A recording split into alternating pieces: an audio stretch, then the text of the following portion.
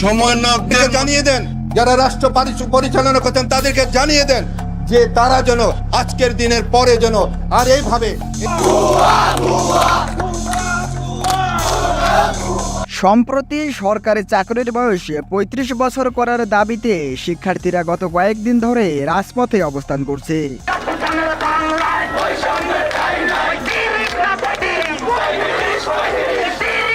তবে সমন্বয়কদের নির্দেশে শিক্ষার্থীদের ওপর লাঠিচার্জ, টিয়ার গ্যাস এবং গুলি ছোড়ে বাংলাদেশ পুলিশ। আমাদেরকে লাঠিচার্জ করেছে, আমাদের গায়ে জল কামান দিয়ে আক্রমণ করেছে। এবার শিক্ষার্থীদের পাশে দাঁড়িয়ে সমন্বয়ক ও উপদেষ্টাদের কঠিন হুঁশিয়ারি দিলেন বাংলাদেশের জনপ্রিয় অভিনেতা ইলিয়াস কাঞ্চন। ইলিয়াস কাঞ্চন বলেন, এটা এদেশের স্থায়ী সরকার না, এটা হলো পরিবর্তনের সরকার। আমাদের পরিবর্তন যতক্ষণ পর্যন্ত না করতে পারবো, এটাই হলো আমার দাবি। এর জন্য সবাই বলবেন এটা পরিবর্তনের সরকার। আর ইলিয়াস কাঞ্চনের এমন বক্তব্যের পর সমন্বয়কেরা তাকে আওয়ামী লীগের কর্মী বলে আখ্যায়িত করেছেন। এ বিষয়ে ইলিয়াস কাঞ্চন এক সংবাদ মাধ্যমে বলেন, যারা আমার নামে এই ধরনের কথা বলে যে আমি আওয়ামী লীগের লোক, আমার দেশবাসী জানে যে আমি কোনো রাজনীতির সঙ্গে যুক্ত হইনি।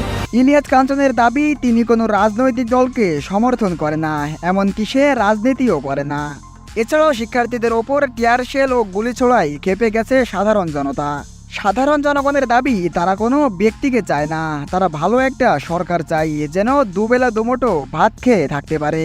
তো প্রিয় দর্শক, দেশের এমন পরিস্থিতি এবং ইলিয়াস কাঞ্চনের এমন বক্তব্য নিয়ে আপনার মন্তব্য কি? আপনার মন্তব্য জানাতে পারেন আমাদের ভিডিওর কমেন্ট বক্সে।